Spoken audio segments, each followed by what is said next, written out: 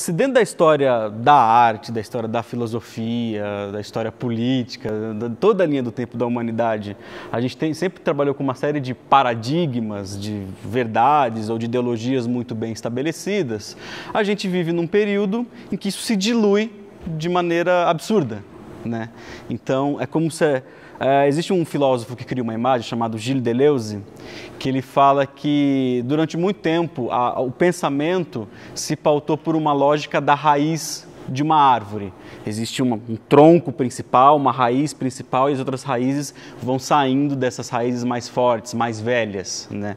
Ele fala que isso ilustra um princípio filosófico de dialética, sempre dividir os conceitos em duas partes, confrontá-los, chegar a uma nova síntese, de novo, uma nova tese, uma antítese, sempre por bipartição. Ele vai fazer um diagnóstico, um pensamento sobre o contemporâneo, sobre a era pós-moderna, deslocando um pouco a forma do pensamento. Ao invés de um pensamento que parte de uma centralidade, ele vai fazer uma analogia com um tipo de raiz que é próprio de uma planta, por exemplo, que eu acho um ótimo exemplo para ilustrar o que ele quer dizer, que é a cana-de-açúcar, né? Se numa laranjeira a gente tem raízes fortes, um tronco bem estabelecido, a cana-de-açúcar ela tem pequenas ligações subterrâneas entre uma e outra. Na verdade, uma plantação de cana-de-açúcar, muitas vezes a gente pode falar que é cana-de-açúcar, não são 200 pés de cana-de-açúcar, é cana, certo? Elas todas são partes de um mesmo organismo, né? Ou seja, a gente começa a ter uma mudança de pensamento em relação à hierarquia, certo? Não existe uma figura central hierárquica e uma série de figuras subordinadas, de símbolos subordinados. Não. Existe uma malha de ideias, de conceitos, de realidades, de sentido, né? Então ele vai falar que, por exemplo, uma distinção que é muito importante para uma boa parte da história da filosofia, que é a divisão, isso vai ter muitos nomes ao longo da história, claro, mas entre corpo e alma, né, entre o mundo real e o mundo das ideias, por exemplo, no pós-moderno, o Deleuze, por exemplo, vai falar que isso está misturado, certo? Uma ideia, ela já é um ponto dessa rede do pensamento, da rede da realidade e a rede do existir. Da mesma maneira que uma cadeira que um pedaço de pau certo? As coisas, elas começam a ter um valor de múltiplo, de multiplicidade, né?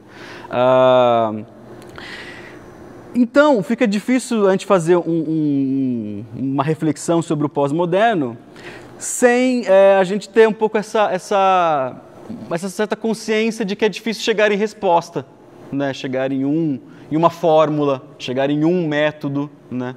Justamente porque talvez se existe um paradigma, ele é que não existe paradigma, né? Existe um movimento entre as diversas esferas, existem linhas de força, existem intensidades que passam, certo? Como eu gosto, às vezes, de entender isso pelo teatro. Não há um momento que eu sou um ator e um momento que eu sou quem está lavando a louça da minha casa. São forças diferentes, acessando lugares diferentes. Mas a louça que eu lavei na minha casa também me forma como ator, certo? Se eu uso pouco sabão, se eu uso muito sabão, isso reverbera numa consciência existencial. Se eu lavo bem a louça, se eu não lavo, se eu lavo rápido, se eu lavo devagar. Isso tudo é um acúmulo de experiências, uma bola de neve que nos forma como espírito, como consciência, como presença, como ser no mundo, certo? Então, acho que quando a gente fala em tentar tensionar um pouco o teatro com as outras linguagens, a gente está falando um pouco disso, né? Ontem, em algum momento, a partir da nossa conversa, tentei arriscar chegar a uma conclusão de que artistas, aliás, atores, diretores, dramaturgos, existe uma linha de intensidade de seguir uma parte ou outra no ofício teatral, certo? Mas que existe algo que está atrás que é tudo isso, que é o artista, certo? A gente estava falando disso porque, até quem não estava ontem, a gente falou um pouquinho dos gregos e como os grandes dramaturgos gregos, a gente entende eles como dramaturgos, mas eles eram diretores incríveis, compositores daquelas músicas, porque aqueles textos eram praticamente cantados pelo coro, né? Eles eram coreógrafos incríveis, existia uma visão mais totalizadora da obra de arte, certo? Então, me parece que... Qual que é melhor também, outra ilustração incrível desse pensamento pós-moderno? A internet, certo?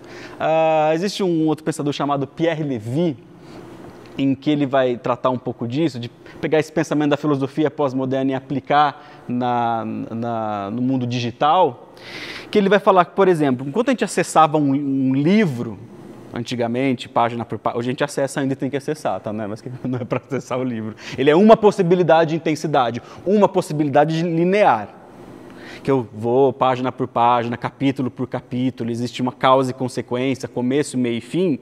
Ele vai falar, a internet não. Você pode ir de qualquer ponto a qualquer ponto da rede de uma vez só. Eu posso estar lá fazendo o tour virtual do Museu do Louvre, contemplando a Vênus de Milos, e de repente, com um clique, eu vou ver que show que vai ter em Curitiba no próximo final de semana. Certo? Há uma aleatoriedade na maneira como acessar esses conteúdos, né? Então, acho que é um pouco parte desse artista contemporâneo acumular experiência, certo? Acumular vivência, porque é justamente essa bola de neve de experiências que vai determinar o caráter ético, moral e artístico dele, né? Dito isso, a gente vive num mundo, por conta dessa... O Pierre Levy vai falar um termo que eu acho muito legal, que chama hipertexto. A gente tinha o texto do livro, agora a gente tem um hipertexto, que são todos os textos que podem ser acessados de um lugar para o outro, né? Sem linearidade. Então, me parece que o artista de hoje ele tem a possibilidade de acessar tantos conteúdos e acessar conteúdos que não são só das artes, e ele pode transitar pela alimentação disso tudo, né? Então, eu botei só para a gente ter um norte, assim, de como, um exemplo de como ver isso num processo criativo, por exemplo, que é uma coisa que eu penso bastante para os grupos que a gente orienta no Ademar Guerra e tal, eu sempre falo coisas similares, que, primeiramente, eu acho sempre importante uma consciência histórica, certo? E eu acho que ela sempre começa por noções da linha do tempo. Nossa, mas você começou falando de hipertexto, de multiplicidade, e vai fazer uma abordagem linear do tempo? A abordagem linear, ela tem um ponto positivo do ponto de vista da pedagogia, da didática, da autodidática mesmo, né? Para a gente ter esse pensamento em perspectiva na história da linha do tempo da humanidade, né? Então, eu acho que linhas do tempo são sempre importantes para um artista, certo? Linhas do tempo da história da arte, certo? Saber por que lugares passou da história da arte, quais foram os pontos transformadores. Linhas do tempo da história do teatro, da história do cinema, da história das artes plásticas, da história da política, da economia, da tecnologia, da ciência, certo? Acho que sempre que a gente consegue elucidar onde a coisa começou a ser registrada e aonde chegou esse registro até hoje, sempre com o pensamento crítico de que a história é feita por quem a escreve, certo? E aí a gente vai chegar aí daqui a pouquinho, tá? As leituras, então eu chamo essas linhas do tempo de as horizontais. Geralmente a gente faz ela lá, o professor sempre faz a linha do tempo numa lousa, numa linha horizontal, né? Acho as horizontais interessantes. Quanto mais eu conseguir preencher horizontais no meu pensamento, acho muito legal. Como segundo ponto, eu coloco as leituras específicas, verticais. Ok, eu tenho uma consciência da história do tempo, né? O que me interessa como artista aí? Me interessa o expressionismo. Aí eu vou fazer um furo na horizontalidade da história da arte e vou começar a pesquisar o expressionismo, certo? Os principais autores, como ele surgiu, a influência, por exemplo, do romantismo alemão, o que ele reverberou nas estéticas pós-guerra, né, pós-Segunda Guerra Mundial e tal. Isso eu estou chamando de verticais, né? Acho que a gente tem algumas outras mídias, falei das artes como linha do tempo, mas a gente vive um momento muito privilegiado por conta desse grande amigo chamado YouTube, que eu acho ele um grande amigo do artista de hoje, assim. Não que ele é obrigado a usar o YouTube, acho que isso sempre tem que ficar claro, não tem regra, assim, né? Mas a gente consegue acessar muito material de qualidade, muito material que dá para fazer enormes paralelos pelo cinema, certo? Ou, para a gente ser mais amplo, pelo audiovisual. Certo? Botei cinema aí porque a gente vai fazer isso lá na frente, que vai ter esse nome, então para fazer essa referência, né? Por quê? Porque ele consegue dar... Quando você pega um filme de 1920, ele vem com 1920 junto, ele não é só uma obra artística atemporal. Se ele é uma obra-prima, ele também é atemporal, certo? Mas ele está ligado a uma série de ideologias já sob um olhar artístico, né? Talvez eu frise muito o cinema porque o teatro, ele é uma arte do tempo presente, certo? Ver uma peça de teatro filmada não é ver uma peça de teatro, certo? No que eu estou considerando aqui já é ver cinema, já é ver um material audiovisual, né? Então eu acho que ele consegue um pouco suprir esse desejo artístico da profundidade, né? E aí dá para traçar diagonais nessa linha, certo? Eu quero tratar do expressionismo, mas, pô, eu vendo esse filme eu vejo que o expressionismo tem a ver com um período de um acontecimento que me interessa aqui no Holocausto, por exemplo, certo? Então eu vou começando a traçar ligações entre essas horizontais e verticais. E por último, o que eu chamei aí de linhas de força do processo, ou parábolas, que é aí é o artista. Aí eu acho que está o artista, certo? Antes é o estudioso, é o curioso, a vontade, o desejo. Agora o artista, para mim, ele surge em que referências que eu filtro, em qual desses filmes, em quais trechos dessa linha do tempo, em quais dessas literaturas específicas eu vou fazer um recorte para começar a pensar o que eu quero dizer como visão de mundo. Então, assim, quando a gente vai falar de uma oficina mais ligada à fronteira de linguagens, queria que a gente não resumisse isso à performance, por exemplo. A performance, para mim, ela é uma expressão da contemporaneidade.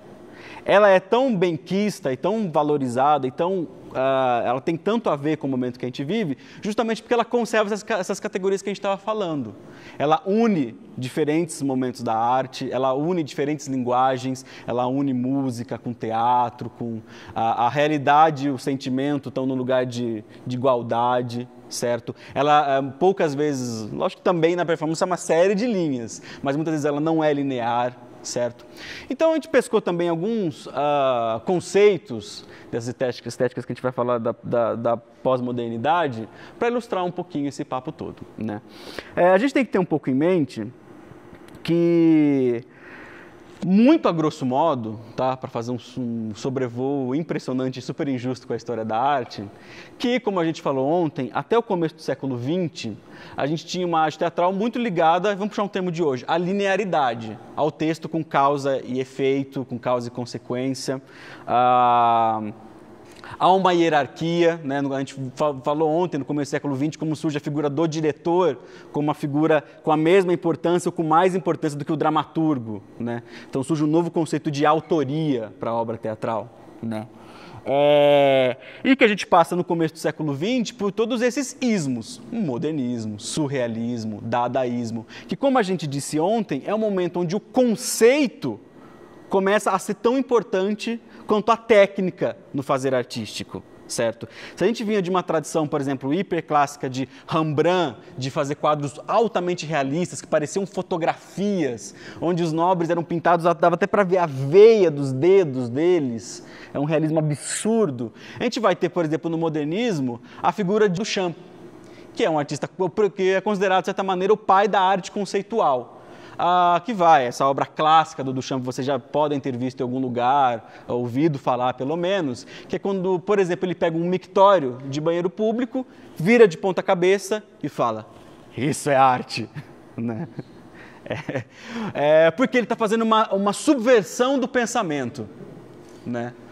Mas de maneira conceitual, não há técnica. Ele pega, que é um conceito que ele vai utilizar bastante, que é o ready-made, que é o pré-pronto, pré-feito, o manufaturado, um produto industrializado, e vai atribuir a esse produto uma ideia artística, mas não há uma técnica de reproduzir esse mictório. Ele é feito numa fábrica, qualquer mictório do mundo, certo? Ele é só símbolo, ok?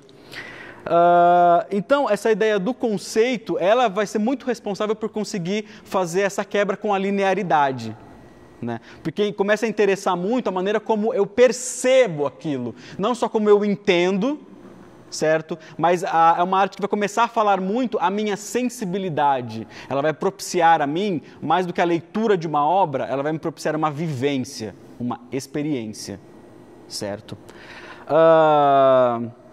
Aí a gente tem uma coisa depois dos ismos, a gente tem que pensar que o modernismo, os ismos do começo do século XX, aparecem na nossa linha do tempo no momento de uma série de tensões na Europa, com guerras acontecendo, que vão culminar na Primeira Guerra Mundial, certo? O modernismo nasce da tensão antes da guerra, durante a guerra e depois da Primeira Guerra Mundial.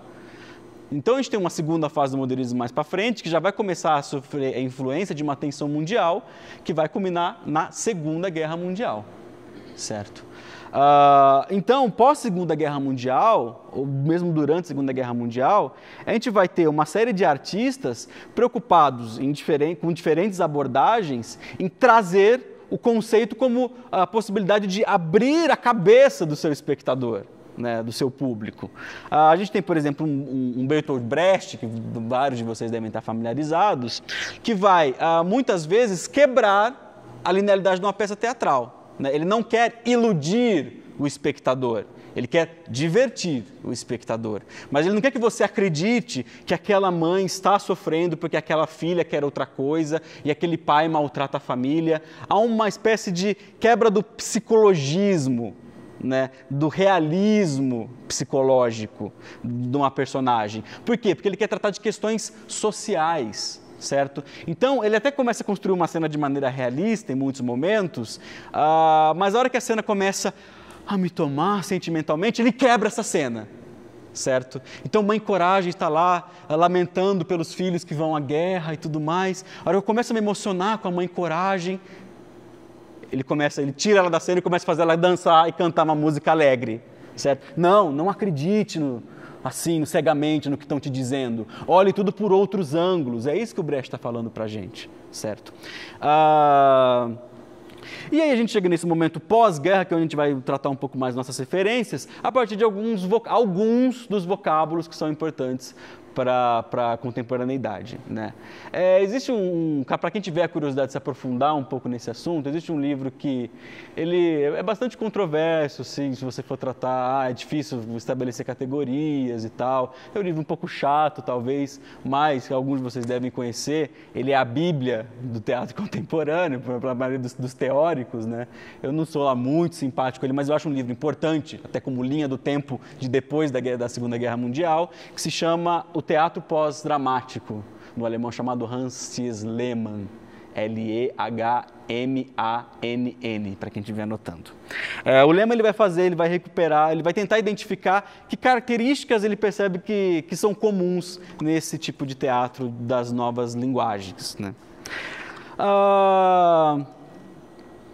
Acho que tem uma coisa aí, a gente falou dos gregos ontem, e eu não falei de uma coisa que eu acho que também, né, a gente fez um paralelo entre então, os contemporâneos que têm que fazer uma série de coisas e os gregos que tinham que compor, escrever, atuar, dirigir.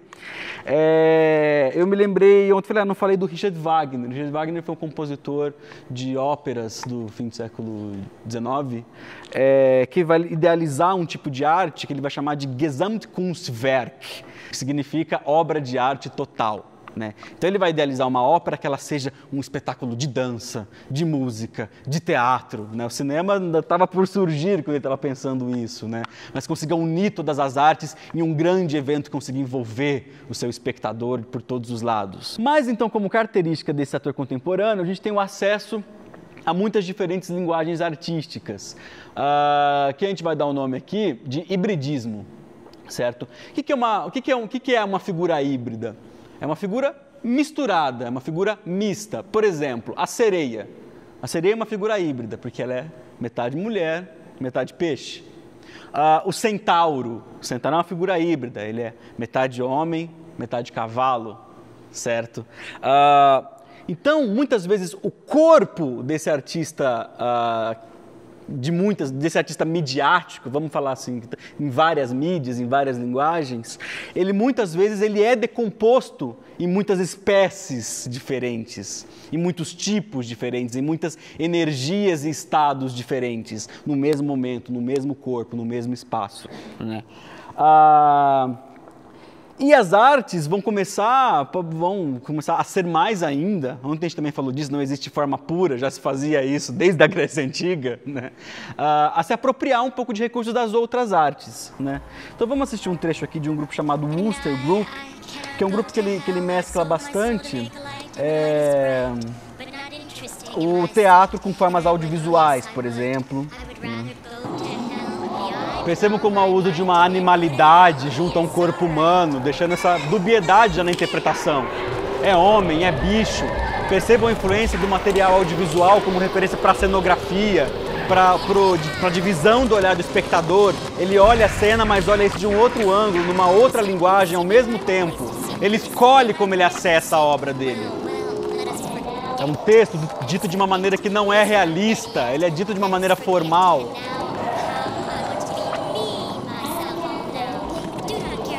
Os gestos não são realistas, eles são quadros, eles são instalações, eles remetem a artes plásticas. O próprio cenário, ele vai ficar, como vocês puderam perceber, composto entre uma série de referências das artes visuais, do audiovisual. Ele quer multiplicar a possibilidade de olhares do espectador. A gente vai ter um outro artista, para trazer como exemplo, chamado Romeo Castellucci, né, que é um italiano que vai trabalhar com formas bastante malucas, assim, às vezes até algumas um pouco chocantes. Ele vai criar uma dramaturgia que é pura, durante uma fase da obra dele, claro, depois ele vai para outros lugares. O último espetáculo dele que eu acompanhei era extremamente hiperrealista, econômico, minimalista e tal, mas em muitas obras ele vai fazer um tipo de dramaturgia altamente sensorial, certo? Então, por exemplo, ele tem um espetáculo, por exemplo, em que em determinado momento uma vaca aparece suspensa no ar. Ele faz todo um efeito ali, onde esse sangue se derrama, e tem alguém embaixo sendo pingado pelo sangue da vaca. Enfim, ele vai criar uma série de imagens que vão falar muito aos nossos órgãos, vão falar menos primeiro com a racionalidade e primeiro com o estômago, com o fígado, com o intestino. É uma arte ele vai buscar imagens muito viscerais, muito poderosas nesse sentido físico mesmo. Percebam a questão de uma composição, de uma dramaturgia sensorial, de formas, de luzes, de figuras estranhas. Para quem tem interesse ou até gosta de cinema, talvez um primo dele no cinema seja um diretor chamado David Lynch. Percebam o cuidado em cuidar de uma atmosfera, existe um ruído, não é exatamente uma música, é uma sonoplastia voltada ao ruído. As texturas que ele propõe no cenário, na luz. A luz, o cenário viram personagens. Isso é maravilhoso. O pós-modernista consegue muitas vezes fazer o elemento do espetáculo virar uma personagem como um ator, ou o ator virar uma cenografia. Ele vai destituir ou transferir a função ou o poder dos elementos da cena. Até para trazer para vocês, porque eu acho que é uma referência que ela é muito pouco difundida no Brasil ainda, e é um brasileiro chamado Eduardo Cacchi, que é um cara que vai inventar ou enveredar por um ramo da arte chamada bioarte. Esse cara ele é um cientista, um geneticista que ele vai começar a fazer alguns experimentos e que ele vai exibir em museus, em galerias de arte e tudo mais. Como, por exemplo, a obra mais polêmica dele que deu o que falar, que é quando ele conseguiu fazer algumas transmutações genéticas em um coelho, e esse coelho, sob dadas condições de temperatura, iluminação, era fosforescente. Ele emanava uma luz verde fosforescente, né? É lógico que sempre suscita a discussão, é brincar de Deus, né? Esse cara está se encontrando como um Deus, mas ele está construindo um ser vivo como uma obra de arte, é bastante provocador, é bastante polêmico, né? Também acho importante dizer que a gente tem que ver caras assim para alimentar nossa linha do tempo, para alimentar nossas leituras verticais, certo? Mas nunca com o espírito de imitá-los, que eu acho que uma boa parte da nossa arte sofre esse mal da imitação, ainda mais principalmente do internacional, do que vem de fora, assim, né? Até porque, convenhamos, eu pelo menos, mesmo que quisesse imitar o Castellucci, não teria 1% do dinheiro para fazer o que ele faz, assim, né? A gente tem essas questões. E essas questões são importantes na hora de compor nossa obra também, que condições eu tenho para fazê-las. Aí que entra muito do artístico também, certo? A gente tem uma outra característica bastante importante, que é a situação limite, que vai aparecer em muitos ramos dessas fronteiras de linguagem, que muitas vezes vai se traduzir por uma ideia de esgotamento. Esse esgotamento pode estar presente de muitas maneiras, um esgotamento físico. Por exemplo, existem performances que o cara vai lá, ele vai começar a pular, e ele vai pular, até ele não conseguir mais pular, até ele desmaiar por não conseguir mais pular. certo? Existe uma história teatral aí? Não, mas existe um significado sensorial nisso, existe um discurso nisso, um discurso político, ideológico nisso, certo? Ele vai até uma situação limite, às vezes, do pensamento, certo? A próxima que a gente vai ver vai ser a Marina Abramović. Ela falando lá na entrevista dela, a gente chama de Marina Abramović, mas ela se auto-intitula Marina Abramović. A Marina Abramović é uma performer muito importante, né? Ela é uma das papisas aí da performance mundial. E ela, por exemplo, ela vai propor situações de limite psicológico, às vezes, em algumas obras dela. Por exemplo, ela tem uma obra bastante antológica, que é uma que ela ficava sentada numa galeria com uma mesa à frente. Essa mesa tinha uma série de objetos em que ela convidava as pessoas, caso quisessem, a pegar um desses objetos e utilizar nela, né? Então ela tinha, por exemplo, tinta, as pessoas podiam pintar em cima do corpo dela, ela tinha batom, maquiagem, e aí ela tinha coisas mais radicais, uma gilete, um revólver carregado, certo? É um performer que se coloca na situação limite. Ele sabe que ele se bota numa condição que ele pode tomar um tiro, certo? Toda vez que eu estou presente em algum processo ligado à performance, eu acho sempre importante quando um grupo quer levar uma performance para a rua, por exemplo. A gente está fazendo um negócio que super choca e a gente quer levar isso para a rua para chocar as pessoas e tal, né? Eu falo, ok. Só que eu acho que um performer, quando ele vai para a rua, por exemplo, ele sempre tem que saber que ele pode levar um soco na cara, certo? Ele está se colocando à disposição para isso, certo? Aí, lógico, se a performance dele é tipo fofinha, bacaninha, raramente ele vai tomar um soco na cara. Se ela vai num limite mais de questionamento da moral, talvez ele tome. Talvez ele queira tomar. Aí ele está contando de quando... Aí como ele começa, o performer dessa linha da Marina, começa a borrar um pouco aquilo que eu falei de a maneira como você lava a louça influi no teu artista. Ela vai radicalizar a ponto de que a vida é uma performance, né? Então ela decide em algum momento se separar do Lai. Né, eles vão se separar de vez. E como é que eles resolvem selar essa separação? Cada um começa uma caminhada de uma extremidade da muralha da China, e quando eles chegarem ao centro, se encontrarem no centro da muralha da China, eles vão dar um abraço e terminar. Certo? Relacionamento de anos de parceria. Né? Essa é uma jornada que durou 3 meses, né? De solidão, de encontrar alguns monges pelo caminho, né? É uma experiência transformadora antes de uma experiência que eles resolveram, já que por si só queriam transformar suas próprias vidas.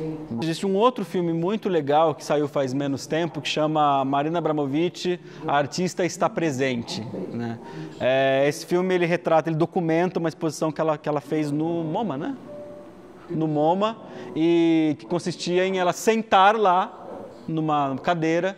Talvez já tenham visto como o filme saiu ano passado e tal, teve uma boa difusão. Sentar numa cadeira e as pessoas sentavam à frente dela e ficavam só de frente para ela. As pessoas ficavam ali o tempo 3 minutos, 5 minutos, 1 minuto, trocando isso que não é gesto, que não é palavra, trocando o olhar, certo? Ela fez isso durante 8 horas por dia, durante 3 meses, de ficar sentada sem se levantar nessa cadeira. Certo? Ela estava ligada a uma questão de um limite físico, do experimento do limite físico para ela, e mesmo assim não continuar trocando, doando alguma coisa para aquelas pessoas, ou recebendo alguma coisa daquelas pessoas. A gente vai ter uma outra característica bastante importante, que é um ativismo, certo? Muitas vezes, lógico que tudo que a gente já viu tem essas características todas, né? Mas estou pegando alguns vídeos para destacar alguma característica dessas linguagens, né? O ativismo, por exemplo, quando a gente vê é uma questão um pouco polêmica do que eu vou tratar agora, assim, né? Quando a gente vê uma celebridade usando um casaco de peles, e aí tem a PETA, né, que é aquela organização ambientalista, que chega com um balde de sangue e joga nesse casaco de pele, para estragar esse casaco de pele e denunciar a violência com os animais de que trata esse tipo de moda, né? Isso é um ato estético, um ato simbólico, pode ser interpretado como um ato artístico, né, de alguns pontos de vista, que vão desencadear um ativismo político, certo?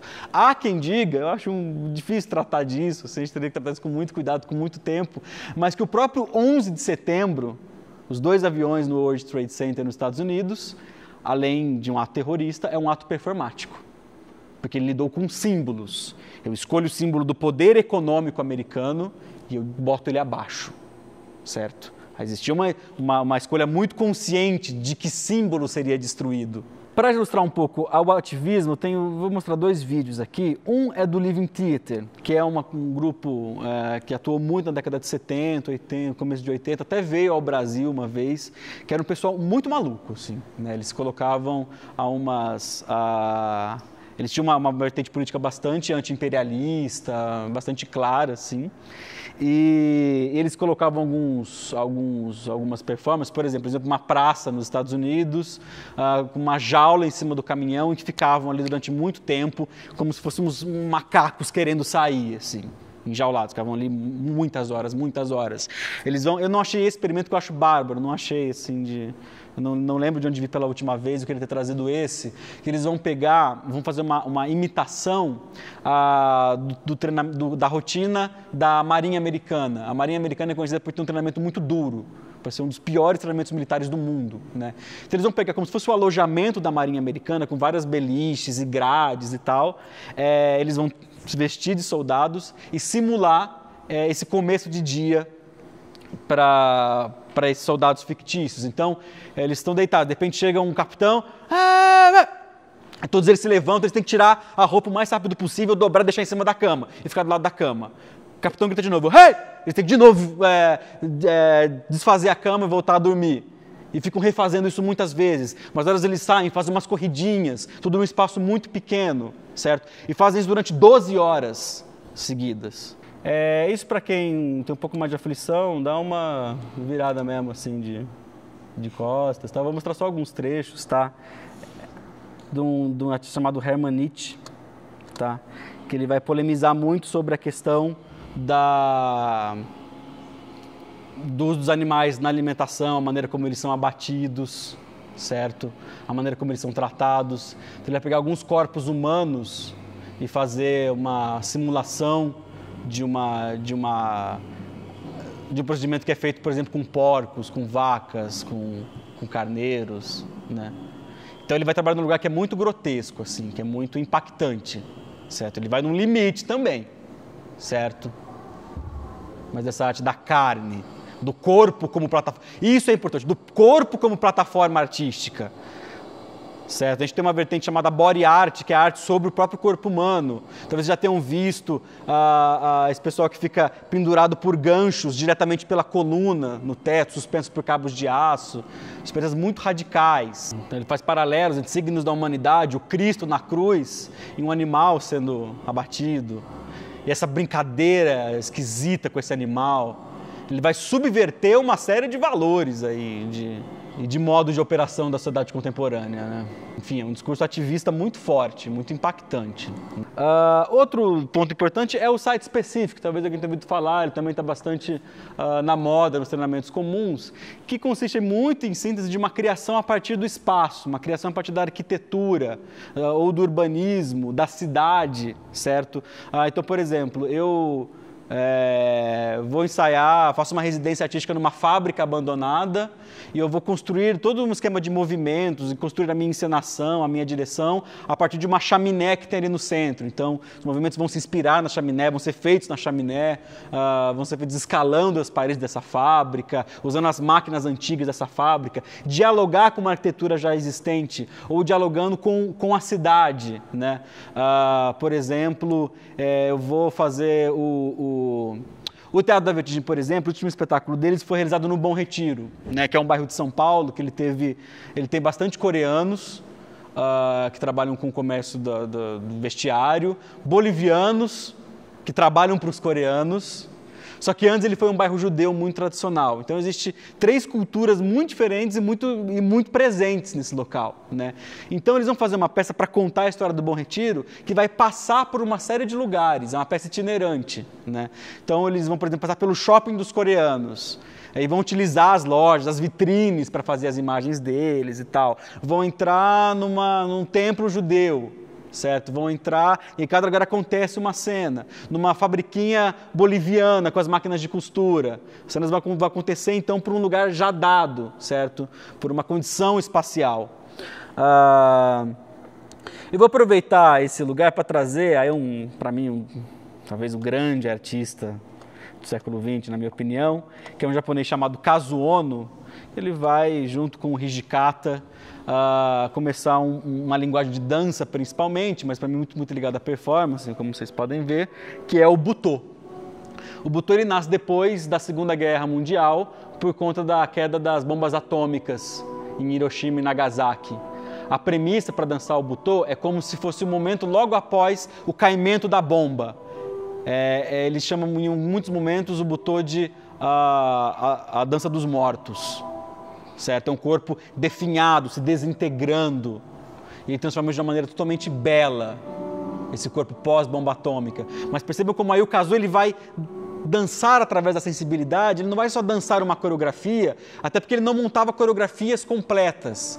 Ele tinha estações por onde ele ia passar nessa coreografia, mas ele dialogava com o tempo presente. Aí ele está dançando, por exemplo, num cais, então ele está dançando esse céu, ele está dançando esse rio em volta dele.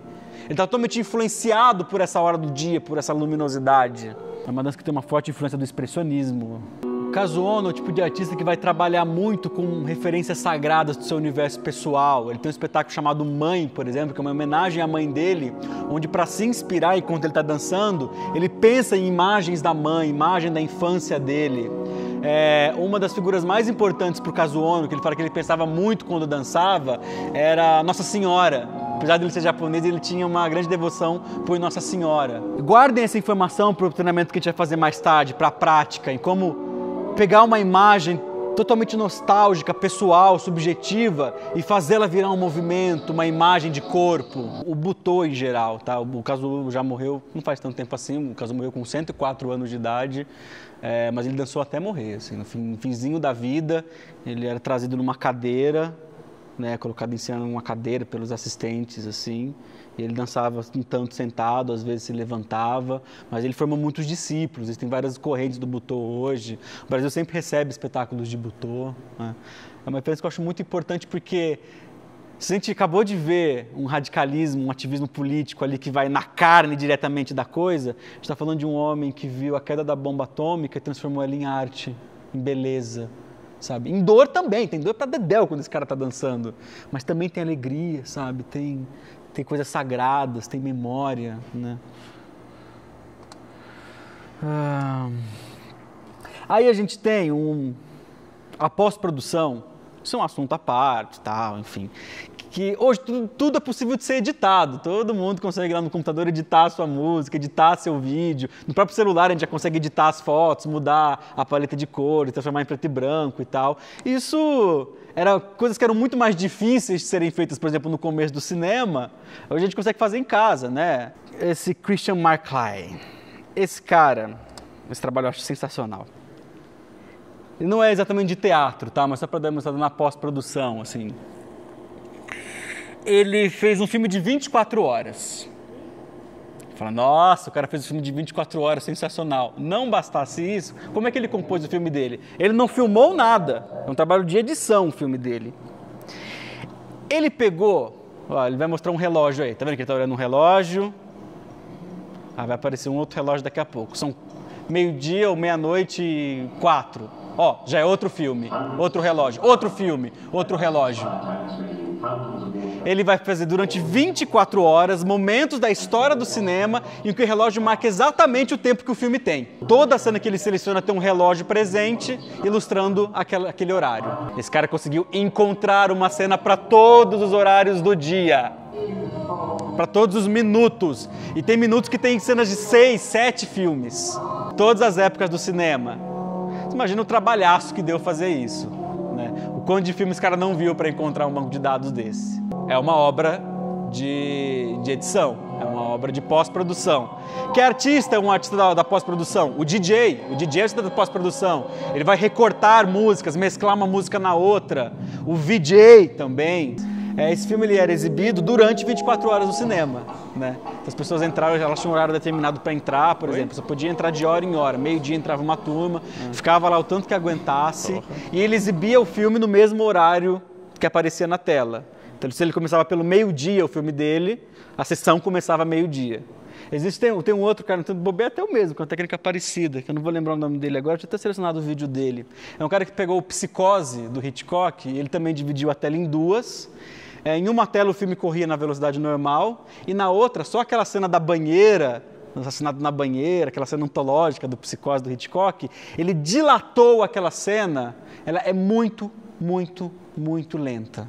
Muito. O filme está rodando de um lado do outro e dura na outra parte da tela rolando só aquela cena 1000 vezes mais devagar do que o original. Né? Ele fala que ele está quebrando a ideia de suspense que o Hitchcock cria. O Hitchcock é um diretor genial do suspense. Né? E o suspense é uma arte do tempo. Então, ele dilata um tempo justamente para tirar esse efeito de suspensão que o Hitchcock consegue criar. A gente poderia falar que também é uma questão importante a dilatação temporal, certo? Às vezes a gente tem performances muito devagares, alguns treinamentos, alguns experimentos, às vezes ligados ao butô ou à performance mesmo. Por exemplo, a Marina está usando um procedimento que é até um pouco comum em quem vai pesquisar algumas linguagens novas, que é você vai atravessar um pavilhão, atravessar um galpão lá no Sesc, na menor velocidade que você conseguir atravessar. Então você vai andando assim muito, passo por passo. Há uma dilatação do tempo, justamente como contraposição a esse tempo do contemporâneo, que é para ontem, tudo está rápido, né? Não existe mais um sossego. Né? Uma outra performance da própria Marina lá no Sesc, você entra numa sala, senta e fica, olhando para o nada, para um cristal. 2 horas. Né? Tem gente que desmaia, porque não pode pegar o celular para passar o tempo. É você com você mesmo, 2 horas. Está muito presente essa questão do autobiográfico no McCoy, principalmente da performance, né? De falar de si, de resgatar o próprio passado, resgatar os próprios desejos, principalmente, não de uma maneira ególatra, né? Do ego e tal, mas como considerar a nossa dramaturgia pessoal como uma dramaturgia para o mundo também, através de um processo de simbolização dessa dramaturgia, né? Para ilustrar um pouco isso, eu destaquei aqui um trabalho da Cindy Sherman, em que ela vai... Na vida, ela começa a compor uma série de personagens para ir aos lugares, certo? Ou seja, ela inventa identidades para ela mesma, a partir das vontades dela. Tipo alter egos. Ela está fazendo uma viagem interior de quem são essas personagens da psique dela, certo? E aí, a partir do lugar que ela vai, do que ela vai fazer, ela assume um alter ego para isso, né? Ela vai ficar trocando de identidades, ela multiplica suas identidades. Então ela faz uso do eu para fazer uma expressão artística. São alguns formatos dela. Aqui um conceito que eu acho importante tratar, assim, não vou mostrar um vídeo sobre ele, mas que é o compromisso que muitas dessas linguagens, principalmente a performance, tem com o tempo presente, né? Muitas vertentes da performance. Né? A performance está sempre aberta ao espaço, o site específico, né? A alguém que espirra, a tosse, ao frio, né? Algo que não dá certo, a um equipamento que não funciona, ela incorpora isso. Né? No teatro, quando alguma coisa dá errado, no teatro um pouco mais com formato, um pouco mais de começo, meio e fim, se uma caixa não abre, a gente tem que dar um jeito nisso. Não, a performance muitas vezes vai se apropriar desse sinal do tempo presente. Né? Eu não estou fazendo uma personagem na performance. Eu sou eu incorporando símbolos. Certo? Eu não quero estabelecer exatamente uma relação de acredite que eu sou outra pessoa. Não, eu sou um artista, eu vou me comunicar de homem para homem aqui, de ser humano para ser humano. Tá? Então vocês percebem que está muito presente numa série de vídeos que a gente viu, conceito como estados, né? A interpretação entendida como um conjunto de estados, estados de dilatação, estados de suspensão, estados de intensidade, de frenesi, certo? Talvez o estado seja um lugar que seja um desdobramento da ideia de psicologismo do teatro realista, certo? É um ser que, muitas vezes, para muitas vertentes, ele vai sentir uma coisa só de cada vez. Para o realismo, e na vida a gente é assim, a gente é contraditório o tempo inteiro. Eu estou com raiva, mas eu também estou angustiado, eu também estou nervoso, né? O estado ele vai para um lugar quase de uma unilateralidade do sentimento. Nervoso, triste, feliz, destrutivo, certo? Isso vai se expressar em densidades, movimentos, enfim, coisas que a gente vai tentar passar um pouquinho para a nossa parte prática.